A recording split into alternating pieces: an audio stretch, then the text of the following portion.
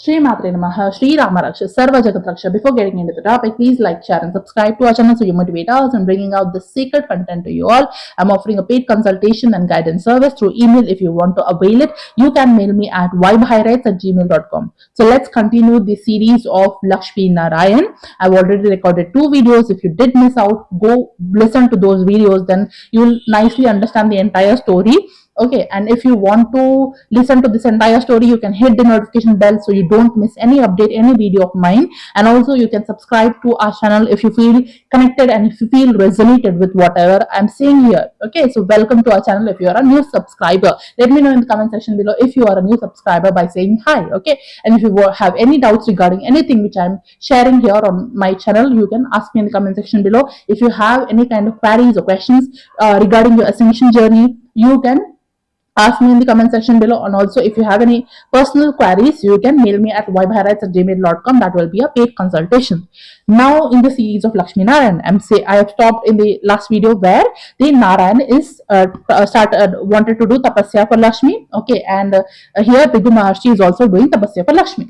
So here what happened is, first Bhrigu Maharshi, he is doing first Leo but husband, first the child. Okay, how mother is first she will come to child only, right? So first Bhrigu Maharshi is doing crying a lot and he is asking for forgiveness like anything. So here Mahalakshmi comes, she will manifest as a she will take a form, and that form is called as Bhargavi, because Bhrigu Maharshi is from Bhargava lineage. Okay, he comes from a Bhargava lineage, and because now she is in the Bhargava lineage and now she is coming into the Bhargava lineage, she is called as Bhargavi. Okay, who belongs to the Bhargava lineage, Bhargavi. Here what she will do is, here she is being in the Bhrigu Maharshi's ashram only. So here she is being in the Bhrigu Maharshi's ashram only, and she will do all the things, and she will be like a little daughter of Bhrigu Maharshi, where he will be able to serve goddess Lakshmi, and he's it's like a forgiveness ritual he is doing. Okay, for Lakshmi. I told you that there is unmanifested form of Mahalakshmi, and this unmanifested form manifested in different forms. Okay, so one form is Bhargavi. So she have multiple purposes. She is Adishakti, man. So she have multiple things to do. She's like all rounder. She can manage so many things together. So like that, one form she manifested as Bhargavi. Okay, and then the other form, here the Bhargavi form where she manifested, let's talk about this form a little bit. So this Bhargavi form is a form where she is a Rishi Kanya. She is Rishi Putri, you can say, because Rishi Bhrigu is taking care of her just like a daughter, because he is he have grief and he have that guilt of hurting goddess Mahalakshmi. Now he want to pay off that, and he want to be free from that guilt, and he wanted the forgiveness. He wanted to do he wanted that connection with Mahalakshmi again, which he lost. Okay, because of his own grief, or because of his own connection, because of his own sadness, he was unable to, he want to have the grace of Mahalakshmi. So he decided that he will take care of Mahalakshmi just like his daughter. Okay, so that's how he now goddess Bhargavi is there. Now she is being a daughter of Bhrigu Maharshi, just like a daughter, and now she is like a Rishi Putri. So here the Bhargavi form is a form where she is like a Rishi like consciousness. So this Rishi like consciousness of goddess Bhargavi is very knowledgeable. How Rishis will be, they will always do tapasya, they will do lots and lots of sadhana, they will accumulate a lot of divine cosmic knowledge, cosmic intelligence. Okay, they will understand so many things like me, and then they will share. Okay, so just like that, they will understand the cosmos, they will understand the multiverse, they will understand universe. So these rishis or rishikas, okay, they will always try to understand things, they will try to understand the divine energies, and then they share whatever the knowledge they have to the society, to the public, to everybody else. Okay, so this is the main work of rishis, or rishi identity of consciousness. This is what they do, this is what is their purpose is. They understand the divine, and then they share the divine. It is they are like a bridge between the divine consciousness and the individual consciousness, divine consciousness and incarnate consciousness, divine consciousness and human consciousness. So they are the bridge between these two. They are the connecting point of high and low. They are the connecting point of sky and earth. They are the connecting point between the higher self and lower self. So this is what is called as the bridge consciousness or Rishi identity of consciousness. In the Rishi of identity of consciousness, Goddess Bhargavi has she did a lot of tapasya, sadhana, accumulating understanding, a lot of cosmic knowledge, cosmic intelligence, understanding her own unmanifested form. Remember, I told you the unmanifested form before. Okay, that shunyata. Okay, that form. She is trying to connect with that form. Okay, she's trying to connect with that form, and she's also trying to understand her own self. She's trying to she's also serving her own her purpose and icha of Bhrigu Maharshi of being a daughter of Bhrigu. So wow, what a synchronicity! I just saw some number. Okay. So yeah, I just saw some very nice synchronicity. Okay, so yeah, let's continue. So now here one form is over, Bhigu, being a Rishi Kanya. So this is the Rishi Kanya form. So next form we'll talk about. It's the same unmanifested form. Again, this unmanifested form is taking another form. Okay, this another form is taking a form near Kolhapur Mahalakshmi.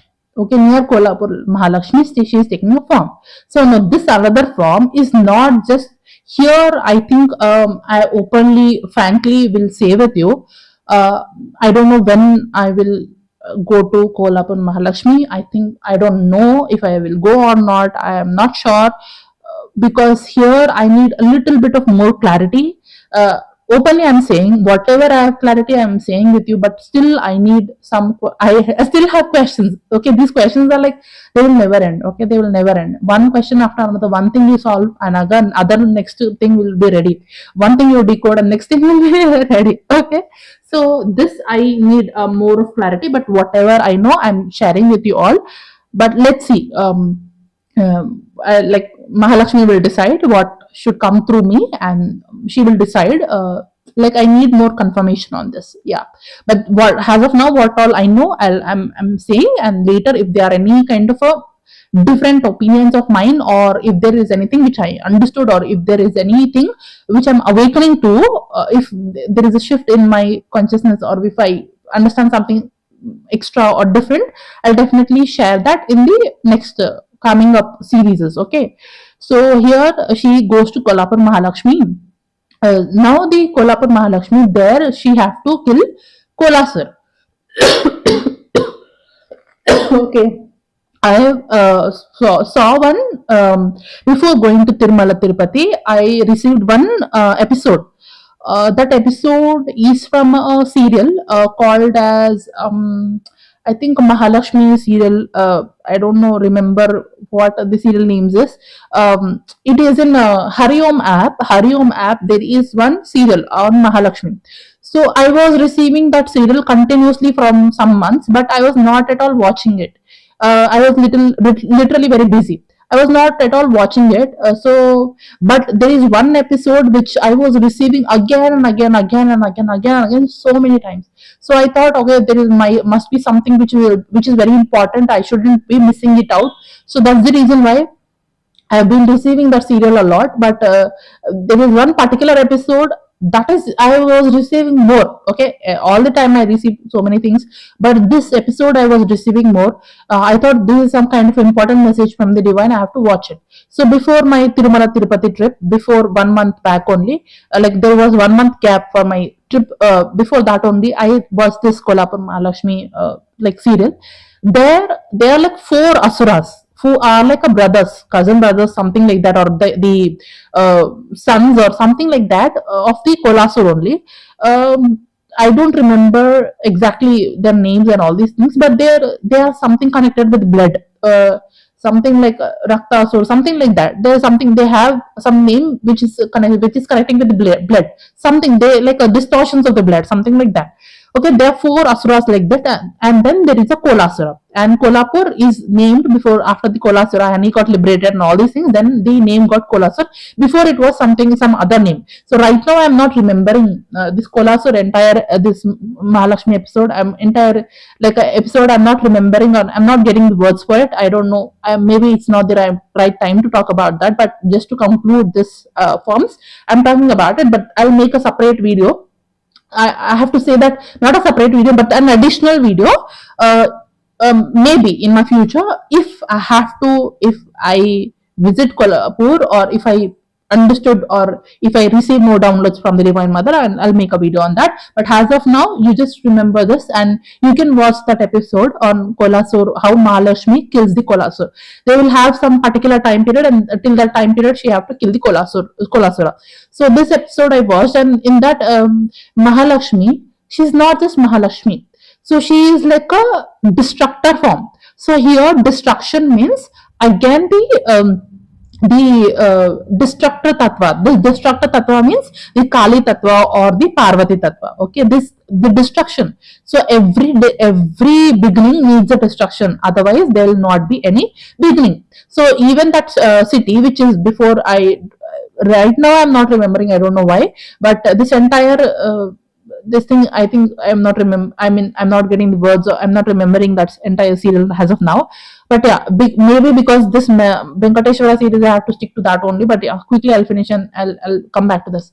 Okay, when she is in the form, when she is in the before the Kolhapur have to happen, she have to do all these things. Then only the Kolhapur name could have been come. Otherwise, it couldn't have been come, right? So that's the reason why it's not just Mahalakshmi's energy.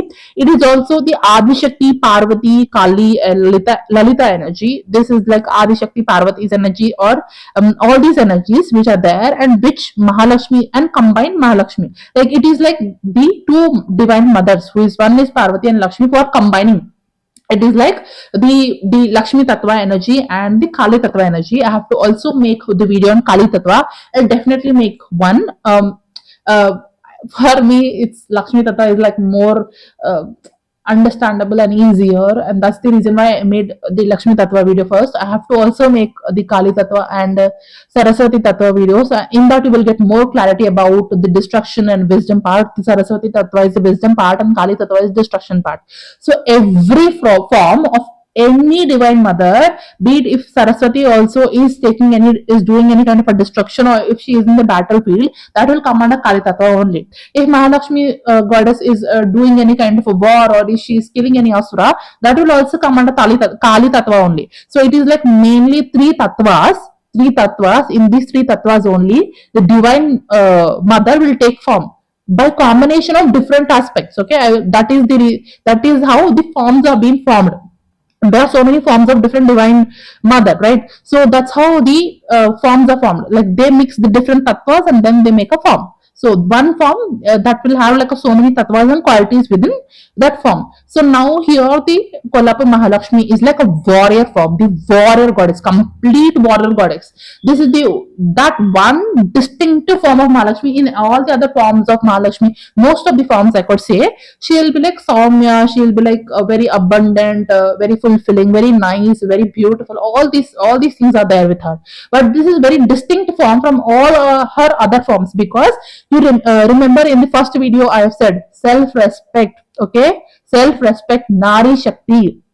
Okay, being an independent woman, that was the core concept of how she wanted to teach the entire multiverse the lessons of being an independent feminine energy, being a feminine energy which will never compromise on her self-respect. So based on these lessons only, she took the form, she took the tattvas. No, if you see the Ma Kali also, she is like you can watch my Krishna and Kali video. In that I've told you, whatever you think, she is not bothered. She does like Mary Mercy, complete full feminine independence, complete full feminine. I'm not bothered with whatever you are doing kind of a thing. She's not bothered at all. She wants to do whatever. It's like full feminine vibe, irrespective of what others will think. It's like that.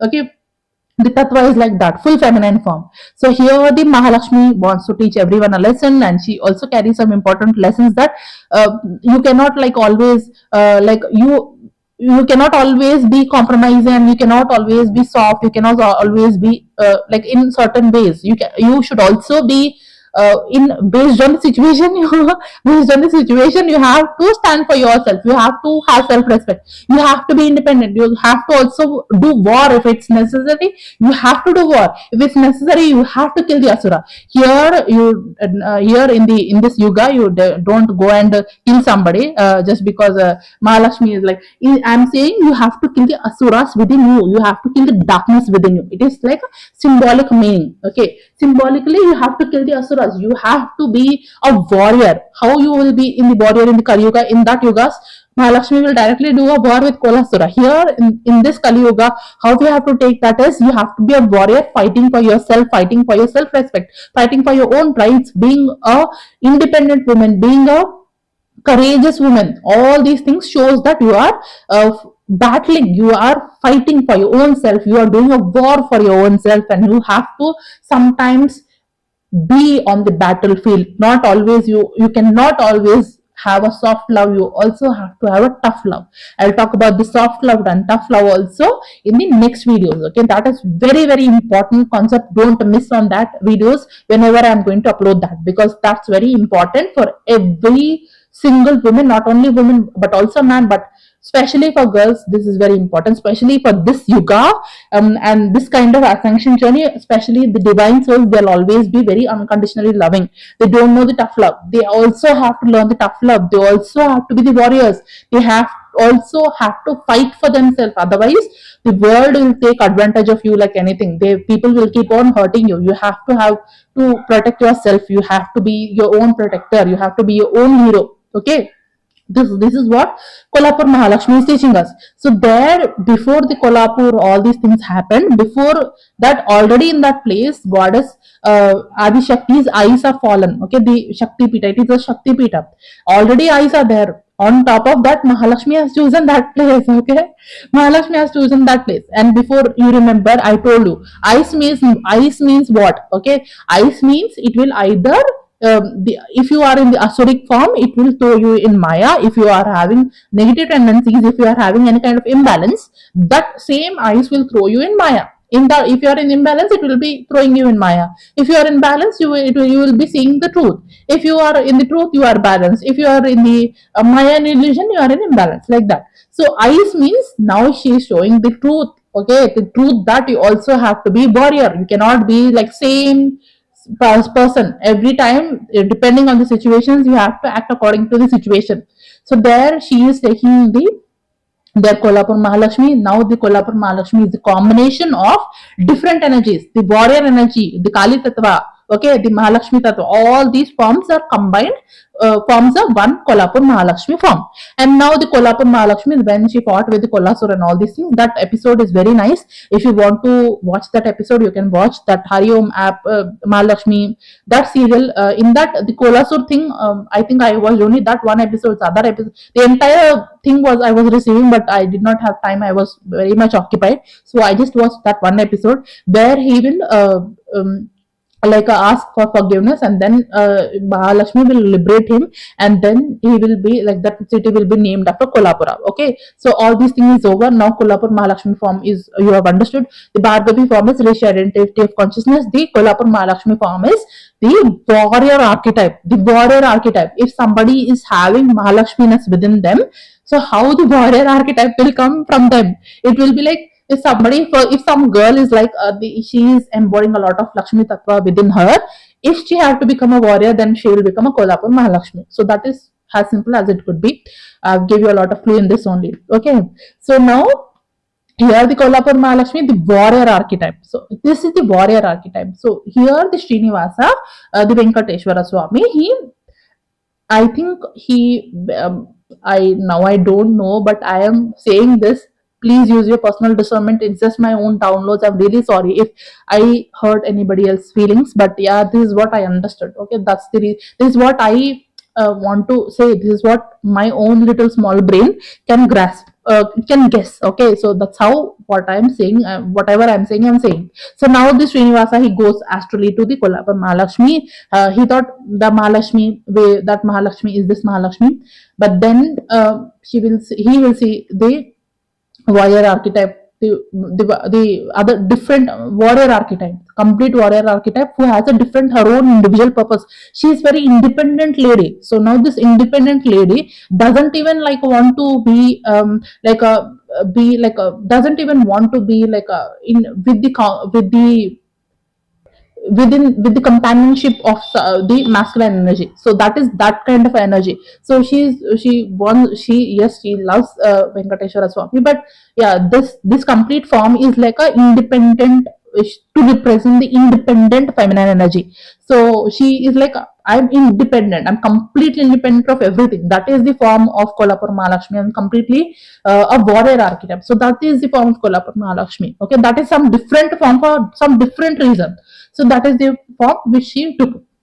So here Venkateshwara Swami went, and then there is like a some kind of a different shows. She have to do her form, she have to do her purpose, and she have to stay there for to bless the devotees, and her form should be there, and that warrior archetype should be remaining to teach us so many lessons for future generations also.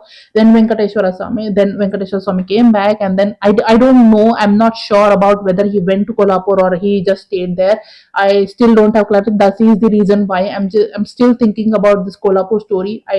I'm not sure of that. So yeah, I think you understood about the form. That is the main important thing, the form, the archetype of the Kolhapur Mahalakshmi. So here, I don't know when he went and when he did the tapasya, I'm not sure. So if we think that he did not go there, and he's still searching for the Lakshmi, and she did her purpose, and she is being a daughter of Brigu as Bhargavi, one form, and she is being a Kolhapur Mahalakshmi to complete her soul purpose. And then here, if I'm assuming, in my opinion, what would have happened, I'm just guessing. In my opinion, this is just completely my own personal opinion. He came down searching, Mahalakshmi is crying, and Shiva gave him one plan, and then he started doing the tapasya. He's still doing the tapasya. Remember, in my first video, I told you, the Brigu is doing tapasya and Venkateshwara Swami is doing the tapasya. He's still doing the tapasya, and within the time period of his tapasya period, she's completing all her works. Okay, he's very much into his tapasya. He came directly from the Vaikunta searching her. He's missing her, and he's in the Venkatachala hill. He's doing tapasya and tapasya and tapasya, and he did not move from there. And then she's going, she unmanifested form, she's taking so many forms. She's going and doing all her works, like how mother is doing all her being her all in one, and she's performing all the tasks, and she's completing all her work. Okay, meanwhile he's doing the tapasya, and she's completing all her work, and she's coming back. Okay, it's like that. I feel like that, and maybe if I feel like that only, and I think maybe actually he he might have gone to Kolhapur. I'm not sure. If he has gone, I'm thinking that he has gone astrally, and then because he's doing meditation. In meditation, we will do astral travel also, right? So I'm assuming that when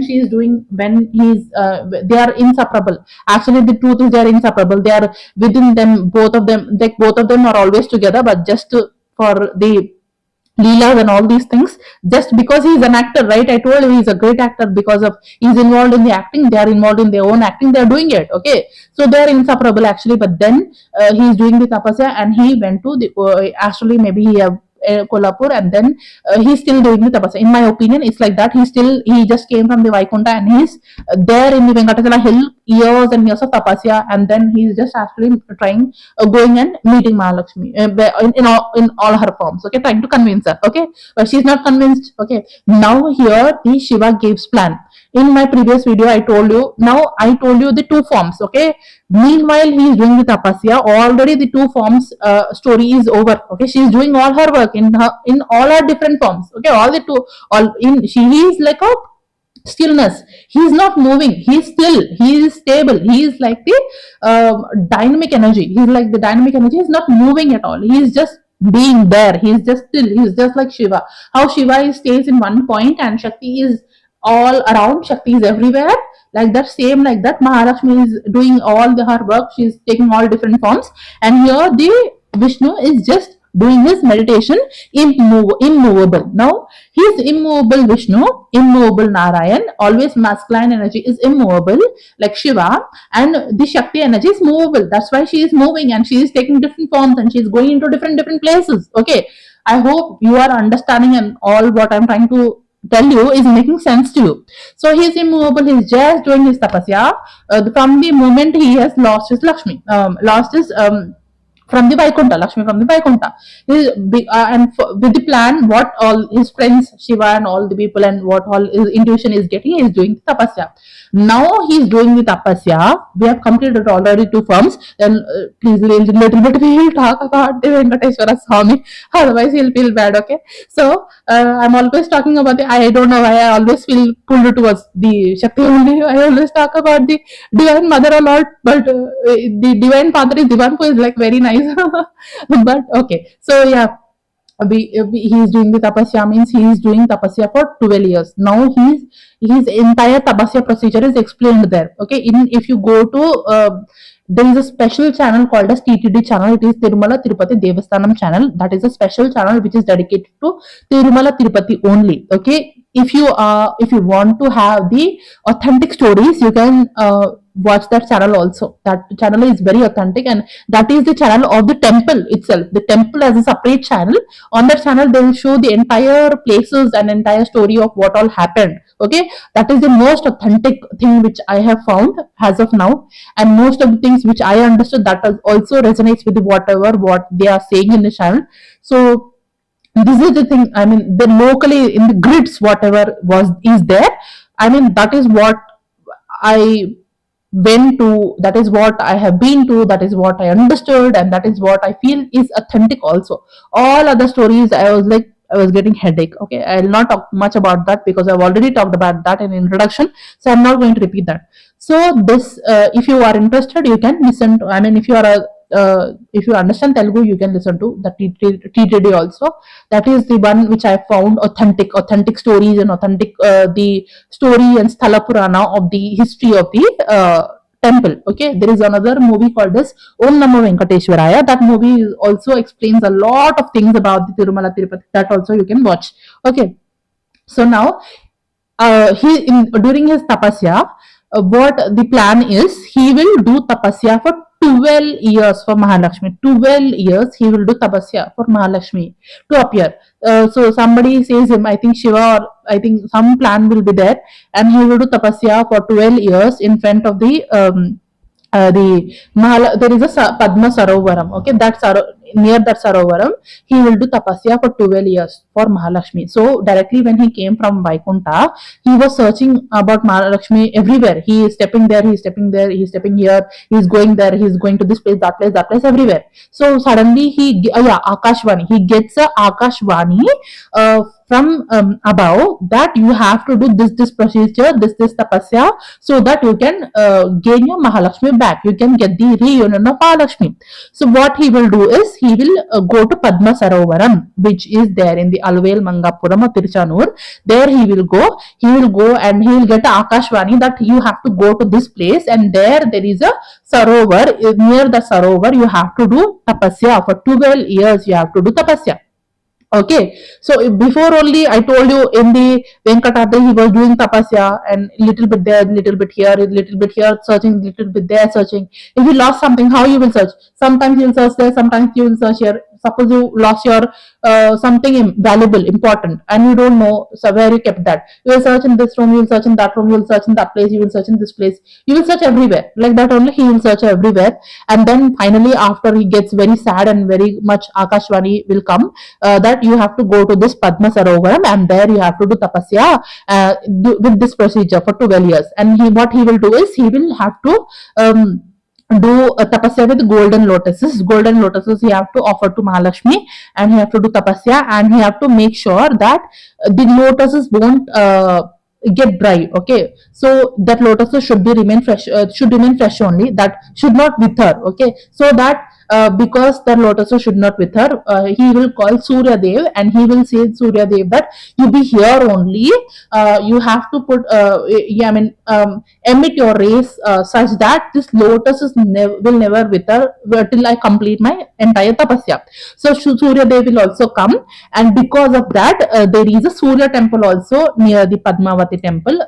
Beside the Padmavati temple also you can find the Surya temple. There the Surya Dev's temple is there to honor God Surya, because God Surya helped in their reunion, right? So that's how the Surya Dev helped in their reunion, and there is a golden lotuses also which he used to offer to goddess Mahalakshmi, and then he did tapasya for 12 years. So meanwhile he is doing all his tapasya. She went there, she went here, she became Bhargavi, she became Kolhapur Mahalakshmi and all these things. And when he finished his tapasya, almost everybody were already crying a lot. All her children, the entire multiverse, all the beings were missing her a lot. Okay, and nobody knows where she is. Okay, and then when he does the tapasya, and she will come out from a golden lotus. She will come out from a golden lotus, and from that golden lotus will bloom. After he finishes his tapasya, that lotus will bloom, and in that bloom lotus will be sitting the goddess Lakshmi, who is the Narayan's wife. Now, because she emerged out from the golden lotus, she bloomed the golden lotus. She came out from the bloomed golden lotus. She is named as Alamelu Manga. Alamelu Manga. So this word is a Tamil word actually. So this Alamelu Manga means the lady who came out of the lotus. This is a Tamil word. So many things actually are the meanings of the Tamil. That during that time period, the entire all the places, the Telugu states in Tamil Nadu, all were together. So that name Alamelu Manga means the lady who came out of the golden lotus. Now the same goddess is also called as Padmavati. Padmavati means the other name of that goddess who manifested out of the golden lotus is Padmavati. Now Padmavati means one who possesses the lotus. One who is carrying the lotus is Padmavati. Okay. And the Alamelu Manga means, Alar means lotus. Okay, Alar means lotus, Melo means above. Okay, above the lotus. Manga means somebody who is auspicious, auspicious woman who is sitting on the lotus. That is called as Alamelu Manga. So now this divine manifestation form, which is this is like the ultimate. Now here I told you some different forms of Mahalakshmi, right? So now this form is very important and very main form. Okay, this is this is before all the other forms which I told you. They're like different archetypes. They are different archetypes: Rishi consciousness, warrior archetype, Rishi archetype, like that, Rishika archetype, like that. But this goddess now here who came, she is like directly the manifestation of unmanifested. Okay, you are understanding. The manifestation of unmanifested is this goddess who is Alamelu Manga or Padmavati. So there are some secrets which I feel like it should be a secret only. This will be revealed to the people who are in the deeper states of sadhanas and who are in the advanced stages of the ascension journey. They will understand some other things, but yeah, I can only say whatever I can say. But there are also some there are so many mysteries in this concept. But yeah, this is what it is. So the unmanifested means only that is only itself a mystery. Okay, that is itself a known and unknown. That itself is serving a lot of mysteries. That itself carries a lot of mysteries. So those of them who are in the journey, who are privileged, or who has some kind of connection with goddess, they will receive whatever they need to receive. Okay, even just by listening to this video also, this information also. Okay, so this unmanifested form, it took a manifested, now it took a form. This is like a direct proportion. This is like a direct percentage of Lakshmi Tattva, like the direct, they are like unmanifested. When it reduces its energy little by little, let's say from unmanifested, maybe only 30% is making some form of Mahalakshmi. From unmanifested, maybe only some 50% is making one form of Mahalakshmi. From unmanifested, maybe some 70% is making one form of Mahalakshmi. So from this unmanifested, if something is making 95% of Mahalakshmi, that is this goddess. Okay, that is this goddess. In Buddhist also, there is like Om Mani Padme Hum, right? All that is there. They dwell in the lotus. That is also this goddess. Okay, there is a lot of things about this goddess. So she is called as either Alvelamanga or Padmavati. So now here she emerges out of lotus and she gives to Narayan, and she tells Narayan that his tapasya is over. Now he can reunite. He can go through reunion. Now she is a complete goddess form. She is like direct manifestation of that unmanifested form. Now she is like very much powerful goddess. Very much powerful goddess. Everybody is crying. Like she is like Adi Shakti, Adi Lakshmi. She is Adi Lakshmi. So everybody is crying. So everybody, so she will say, people don't cry, okay? I am back, the mother is back, okay? So don't cry. I know you guys have missed me a lot, but it was necessary because I have to teach you guys some lessons, and also I have some purpose, I have some work to do. I was managing a lot of things, so that's why I had to do all these things. So she will say all these things.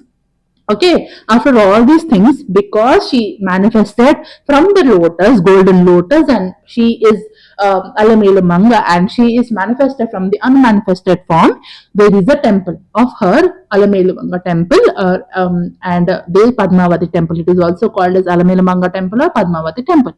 So this is the form of Alamelamanga. This is the very powerful manifestation of goddess Lakshmi. So what happened after this, we'll talk in the next video in the series of Lakshmi Narayan. So thank you so much for tuning in. Sri Rama Raksha Sarva Jagat Raksha Sri Matri Namaha.